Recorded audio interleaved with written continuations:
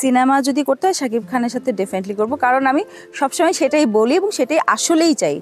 এখন কথা হচ্ছে যে শাকিবিয়ান ফ্যান অনেক, এটা এটা আমি নিজেও শাকিব খানের ফ্যান। এত সুন্দর, এত হ্যান্ডসাম একজন হিরো, এবং তিনি নিজেকে যেভাবে ডে বাই ডে যেভাবে যেই জায়গায় আছেন এখন, এটা আসলে মানে hats off to him. And আমি নায়িকা হওয়ার জন্য তার পাশে দাঁড়ালে আর কি লাগবে আই ডোন্ট নো। তারপরে ওই দুঃসাহস নিয়ে একটা স্বপ্ন দেখি যে কখনো যদি সিনেমার জন্য অফার আসে শাকিব খানের সাথে, আমি ডেফিনেটলি করবো। মানে আমার খুব কষ্ট হয় যখন আমি ভিডিও কলে আমার বাচ্চাদেরকে দেখি বা আমার ছোট মেয়েটাকে দেখি, that moment I couldn't hold my self. হ্যাঁ, আমি যখন শুটিংয়ে থাকি, কারণ ওকে অনেক খুব এখন যে ওর বয়সটা, এই বয়সটা আসলে খুব সুন্দর একটা বয়স। ও হাঁটা শিখেছে, হাঁটে, সারাক্ষণ হাঁটে, নতুন নতুন ওয়ার্ড ও শিখছে, বলছে, যেগুলো আমি অনেক পরে গিয়ে জানতে পারছি। ওগুলা অনেক আগে অন্য কেউ শুনে ফেলতেছে, আমার আমার মা, আমার বোন, বা অথবা ওর বাবা শুনছে, বাচ্চার বাবা।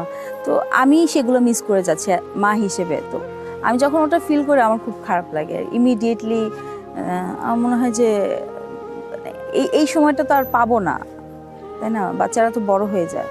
দর্শকদের জন্য এটাই বলবো, আপনাদের জন্যই আসলে এই যে আমি বললাম যে এত এত স্যাক্রিফাইস, এত এত কষ্ট আমরা সবাই করি।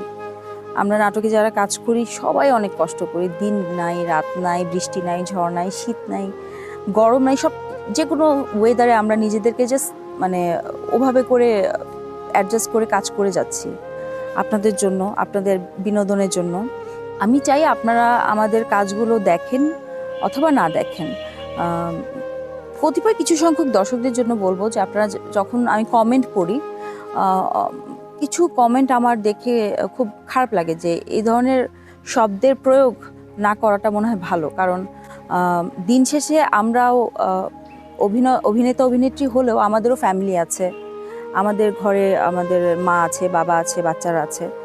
তারা যখন দেখবে তাদের মা অথবা বাবা সম্পর্কে এ ধরনের কথা লেখা হচ্ছে, ওরা ওরা কষ্ট পাবে। আপনাদের বাচ্চাদের কাছে যদি আপনাদের সম্পর্কে একটা খারাপ কিছু বলা হয়, আপনাদের বাচ্চা নিশ্চয়ই কষ্ট পাবে। ওই সম্মানের জায়গাটা আসলে রাখা উচিত।